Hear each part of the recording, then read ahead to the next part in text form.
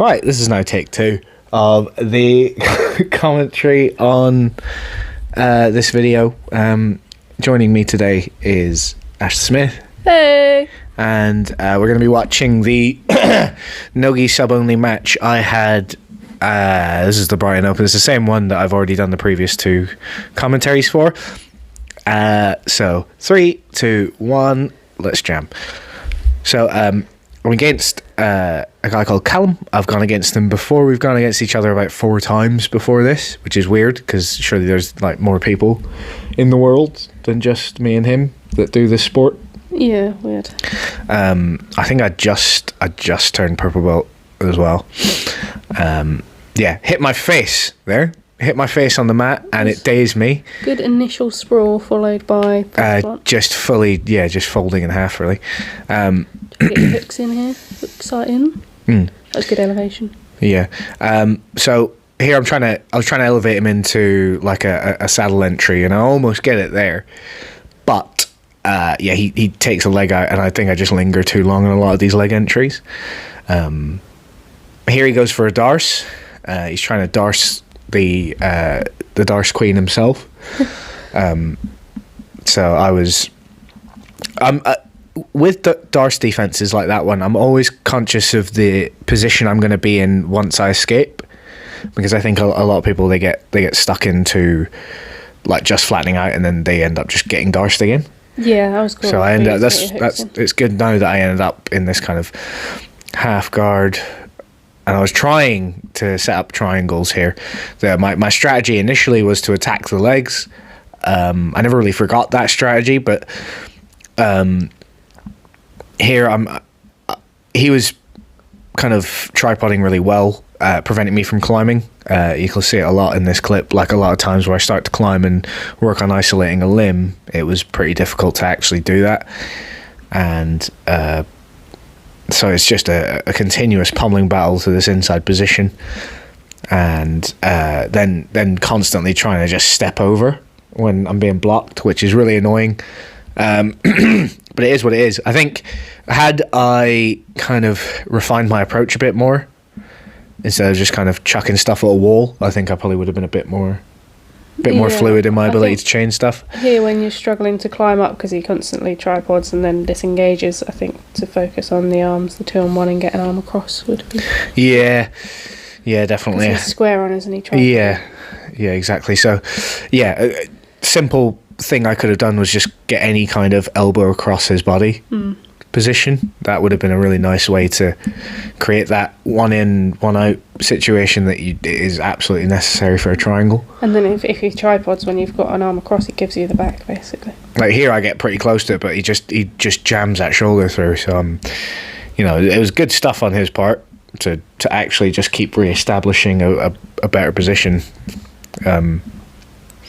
Trying to go for Williams guard? I was not trying to go for Williams guard. I didn't really know what I was doing. I think I was just trying to maintain the closed guard because he now was trying to kind of stand up out of it. Thinking about switching to K guard here and entering into like a saddle or something like that. That would have been good, even just to get the angle actually when our ball was on. But he sits back. As soon as you go to underhook his leg, he sits back on it. Yeah. So here, this next bit is probably the closest I get to isolating that one side. But kind of choosing to abandon ship here, going foot on the hips and trying to get back to a butterfly elevation of some kind. Here I'm just attaching and then back through, keeping that shin in there. He goes to try and kind of truck to my back. Important to get your hips away in that situation like I did. And then from here I start off doing a leg weave, but and you shot a really good bit of advice there and I wish I'd followed it. I was trying to lead with my knee instead of leading with my hip, which is pretty important with all these kinds of pushing through passes here. There's always just like one thing, looking back on this now, one thing I would have definitely done more is just tried to attach to his centre mass more. Nice switch here into this knee bar. It felt tight. It was making all kinds of fucking freaky noises. I'm just a bit too high on his knee, I think. And you're not pinching your knees. I'm not pinching the knees. My left leg, it's quite hard to see, actually got caught in between his legs. I didn't want that, so elevated his heel.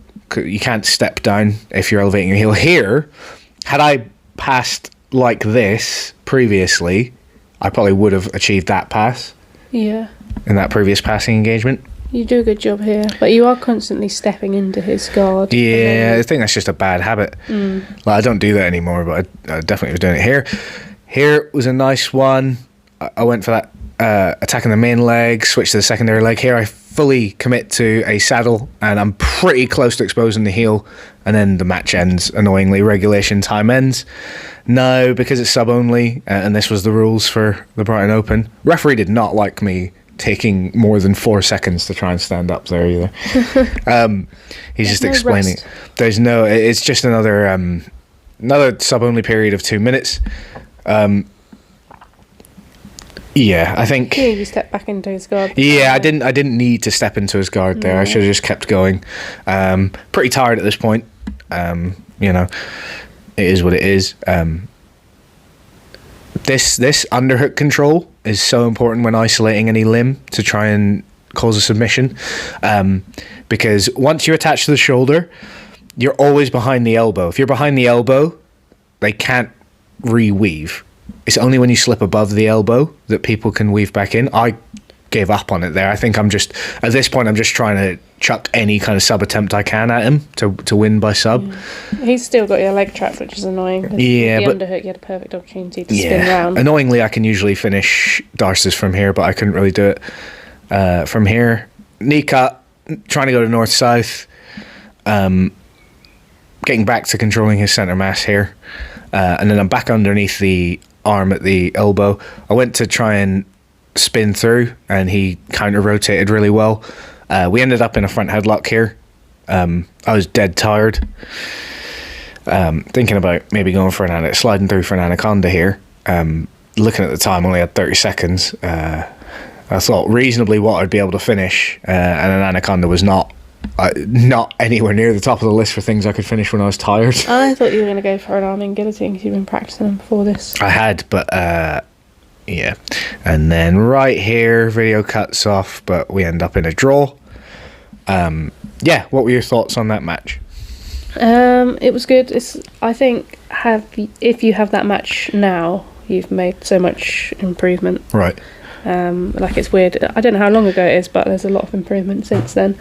Just focusing on, I think you said it in the video, like controlling the centre mass a bit more, not stepping into his guard, and your leg entries are a lot more solid now. Just quick, snappy. Yeah. Any parting words? I think just, if you're ever wondering what to do, you could always be controlling the centre mass a bit better. I think that was a really good example of it. There's a lot of these situations where I lost my ability to continue the pass or solidify the position because I wasn't connected to a centre mass as well as I could have been. Yeah, and with regards to the leg locks and the leg entries, he did a good job of getting his knee line out, so controlling the knee line. Yeah. Knee line and centre mass. And every match is sub only if you try hard enough. Yeah.